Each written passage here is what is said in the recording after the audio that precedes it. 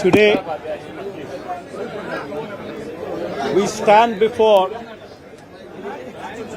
this country in the capital of our country. We stand before and we question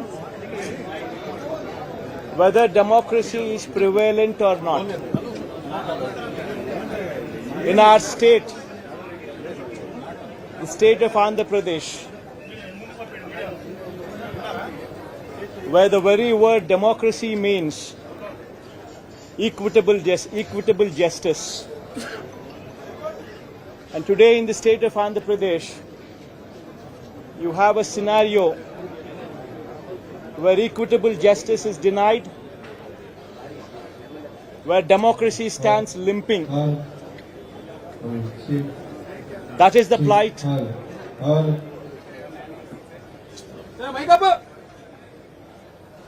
That is the plight of affairs in Andhra Pradesh. You have a government in place where within 45 days of coming into power, you have a situation where more than 30 people have been murdered, where you have more than 300 people on whom you have assaults taken place, which led to attempt of murder, where you have more than 560 properties, private properties vandalized, where you have more than 490 government properties also vandalized, where you also have more than 1,000 cases, where you have a situation of assaults taking place, private properties destroyed, people walking into their houses, destroying the properties within, where plantations have been destroyed. That is the plight of affairs in Andhra Pradesh. In fact, you have people like Chandrababu Naidu's son, Nara Lokesh, displaying a red book, where he displaying a red book is actually captured in the form of hoardings and displayed all over the state. And the contents in this red book are a list of officials, a list of politicians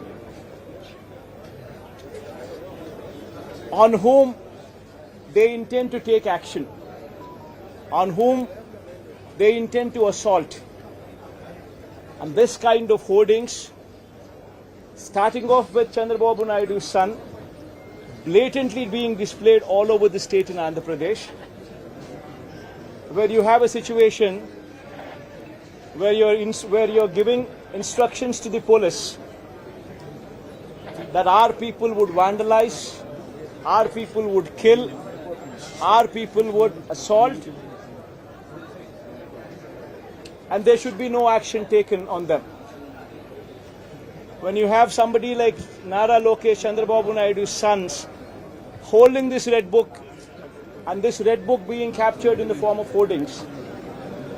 Now think about what kind of message it is sending. Now he starts off with a red book at the state level. You have a similar kind of red books being displayed and vengeance being taken at everybody from the grassroots level, at the village level. Now this is the plight of affairs. Now I'd like to question one thing. Today they are in power, tomorrow we could come into power. Yesterday we were in power. But when we were in power, we had never propagated such kind of behavior.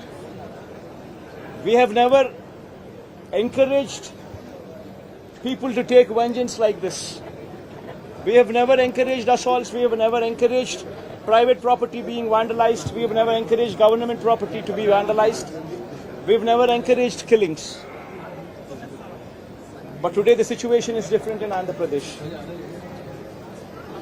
Now, if we don't question this, being part of democracy, then can you imagine the plight of democracy going forward if this were to be encouraged?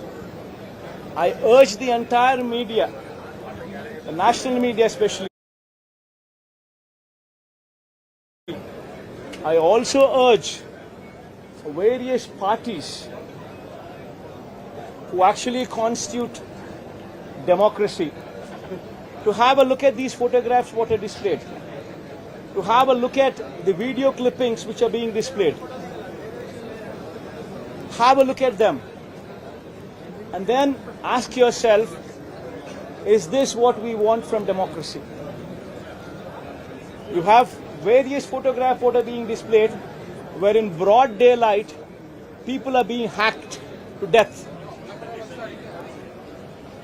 Where you have photographs and video clippings displayed where you would find a corporator running for his life stabbed multiple times. Where you would have various photographs and video clippings displayed where you would have an MP, a member of parliament, touring his own constituency, visits a house of another MP who's also stationed in the same constituency, his house being garroted, stones pelted, his cars demolished, his cars being burnt. These kind of video clippings and these kind of photographs are also being displayed. You would find various photographs where such ghastly incidents take place and where cops are mute spectators. In fact, the worst of thing is the cops foisted false cases on the victims rather than sympathize with them. This is the plight of democracy. I urge the entire media, and as the day goes by, various leaders from various political parties whom we had requested to come over here to actually look at this protest, to actually look at this photo gallery protest which has been organized, displaying these photographs, displaying these video clippings, to please have a look at it and raise your voice. Because if we in democracy do not do this, then none can protect democracy. We would have to question the plight of democracy. If this were to be encouraged, what would be the plight of democracy going further? I request all of you to have a look at it, question yourself, introspect yourself, and please take it up as an issue to question whether these kind of acts are to be permitted in a democracy or not. This is my humble request to the entire national media, to the entire parties who actually form democracy in the parliament, to please raise their voice against such kind of ghastly incidents which took place in the state of Andhra Pradesh. Thank you.